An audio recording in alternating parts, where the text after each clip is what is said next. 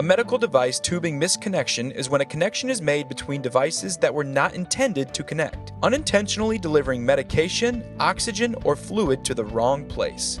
Misconnections can happen because connectors are physically compatible, plus, certain circumstances contribute to the possibility of a misconnection.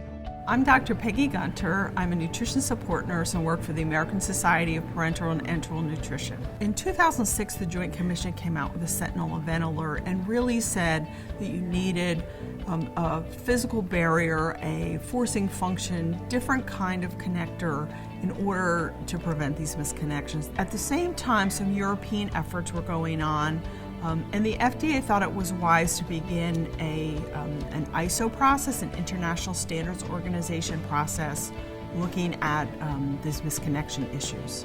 In order to make this happen and not overwhelm the healthcare industry, the first connector that has been developed is the Antral Connector, which will be phased in first. Antral is the first application to launch a new design standard, ISO 80369-3. It is called the ENFit connector. Currently, you will see that the administration set with the Christmas tree connector will be fitting into the current tube, but you can also see how they might fit into another type of device and cause a misconnection. And so now with the new ENFit connector and making that connection, you will see that there is a rigid connector and that there will be a twisting motion and a forcing function created here where these two ends of this connection will not fit into any other type of device. As this process goes along, we will use a transition connector, and that transition connector will hook into the new administration set, and the other end is a Christmas tree end which will fit into the current feeding tube. And we will continue to use that until we have the ability to take the new administration sets with the new connectors and hook them into new feeding tubes. The new design standard impacts the entire enteral system. The nutrition end, also known as the proximal end connector, was changed in 2012. The ENFit connector requires an enteral-specific syringe to administer medicine, flush, hydrate, or bolus feed. Oral, catheter, and lure tip syringes will not work in the new ENFit system. There are two tip versions of the enteral-specific syringe, single thread or dual thread, as shown here.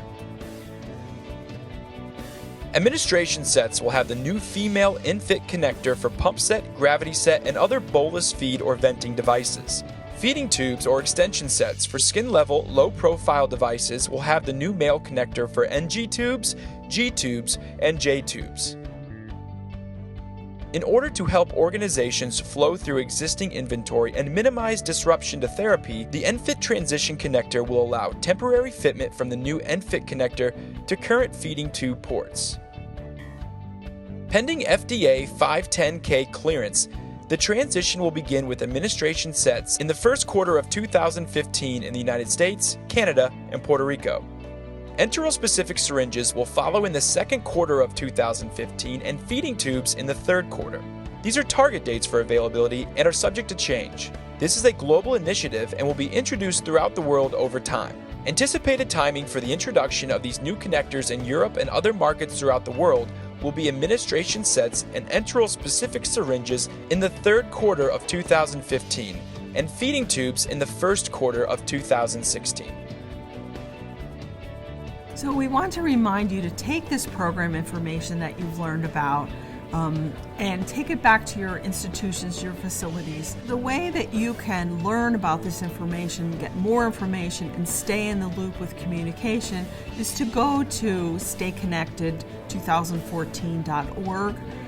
There you will find the resources, you will be able to get updates and information, share that website with your colleagues, and really stay on top of what's happening. Thank you so much for your time and for paying attention to this important safety initiative, and please share this with others.